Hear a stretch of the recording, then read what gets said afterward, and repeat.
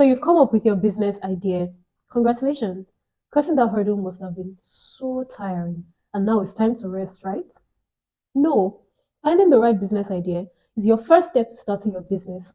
But whether you're designing, you're creating, you're making custom fashion items, or you're even giving out freelancing writing services on the internet, you still need one important thing, and that's called market research.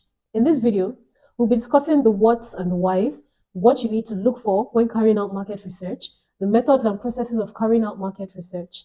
Whether you're a business owner, you have family, you have friends that are business owners, this is the kind of video you need to share to them. You can also tag them in the comments below. Let's get into it. Hi, I'm Mene, and this is Biztractions Before You Start series. So, what is market research? Basically, it's a process of collecting and analyzing information about your market, the products and services offered in that market, and the behavior of your potential customers within that market. Investopedia defines market research as the process of evaluating the viability of a new service or product through research conducted directly with potential customers. Now, with the data gotten from that research, you can determine how feasible your business is, which is how likely it is to be profitable. You can identify potential new markets and customers, and you can ensure that there's demand for your product. You can understand the trends in that market, past and present, and you can see how they affect the future of whatever industry or market you're going into. So now, why do you need to carry out market research? There are a lot of reasons, but we're going to be looking at the main ones right now. So first of all, market research gives you an understanding of your customers, who you're going to be selling to. So it helps you gather insights now on their pain points, what makes them angry, what makes them happy, their preferences, what do they like, what do they hate, what do they buy, and their habits, how often do they buy something. Now with that research, you know if there is demand for your product, or you know if you need to tailor your product to further appeal to your customers and your audience. Market research also now informs how you're going to market and advertise your product or your service. For instance, if research shows that your target audience uses one particular social media over another, you know that your marketing is going to target that social media platform as opposed to another one, because of course you'll just be wasting money, if focus on that one. And with existing data and market trends and patterns gotten from that research now, you'll be able to make informed decisions for your business instead of relying on guesses and gut feelings. And the research also lets you know what has been proven to work now in that industry and lets you know what to expect. It reduces legal, financial, operational risks you might face. And with that research, you can create strategies to address any unavoidable risks or issues that might arise. Finally, nothing attracts and impresses potential investors more than an entrepreneur with a viable business idea and the research to back it up. And if their research aligns with yours, they'll be more interested in investing in your business, and that makes the investment process smoother for you and for them. So now, what should you focus on when carrying out market research? There are three major factors you should be looking out and you should be researching. The first is your market. That's the industry you want to go into, what's the size of that industry? Is it suited for your product or service? What are the past and the present trends in this market?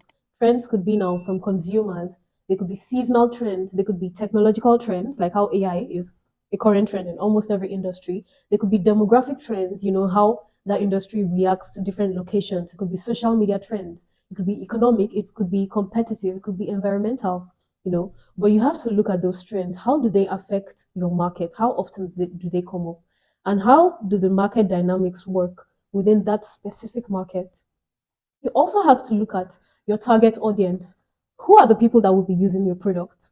Who are the people that will be using your service? How many of them need that product or that service? How do they behave? How often do they buy that product? How often do they use that product? And the third thing you'll be looking at now is your competitors, which is a very important part. Who are they?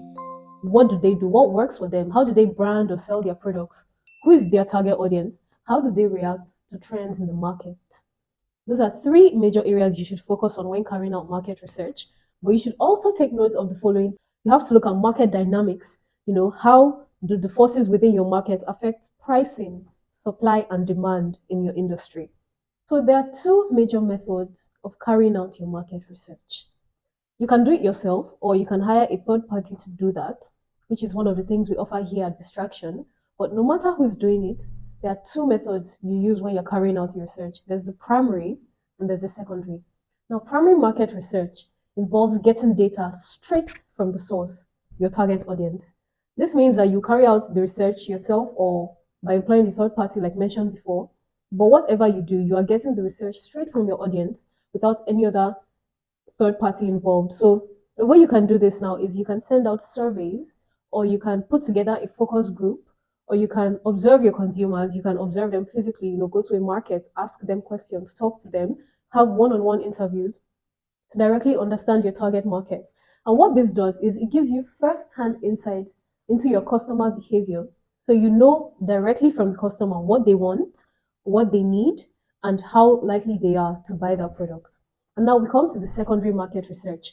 Instead of getting data straight from the source, you'll be using data which already exists in the form of books, articles, industry reports, government reports, search engines, databases, academic papers, and you can even speak to industry experts within your market. Now, and what this does is it gives you a broader perspective of your market, and it helps you understand more about dynamics, trends, and strategies that your competitors or your market uses.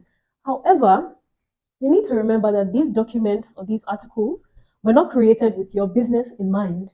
That means that you should be on the lookout for something called citation bias, which is when the data that you're using is from the result of other people's research and it might have fallen prey to specific biases of those people. So you might not know, or you might not even be able to account for those biases because you might not know they're there. And now that you know your market research methods, what are the processes of carrying out market research? Simple. We're going to break it down into 6 steps for you. The first step now is for you to identify the goal of your research. What are you trying to do with that research? Are you trying to find out more about your market? Are you trying to understand your target demographic more? Are you trying to identify your competitors' strengths or weaknesses or opportunities? Are you trying to identify gaps in your market? Determine the goals of your study. Next, you have to develop a market research plan. That's identify what method will give you the best results, whether you're using the primary or the secondary.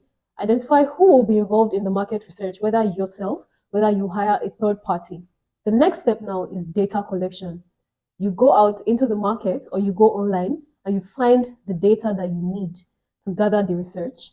Next, you analyze your collected data. You can do that again yourself or with a third party in mind, like we do at Biztraction.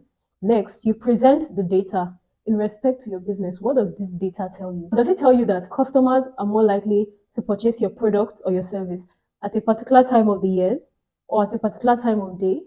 Does it tell you that your customers at a particular location buy your product more than customers at another location? Based on the results of this data, you are going to take action in your business, whether that be marketing, operational. You're going to take action, and based on the results of that action, you're probably going to start the process again because market research is not just a one-time thing. It's something that you do as your business grows and expands. If you want to know more about market research, if you have any questions or if you feel there's something we haven't touched upon, feel free to leave a comment below and we'll get back to you. You can also check out our services at our website, linked below, if you're interested in carrying out your market research with a third party. And in the next video, we'll be discussing how your market research figures into your business plan and how to write your business plan. So feel free to subscribe and put on our notification so you know when that video drops. Thank you.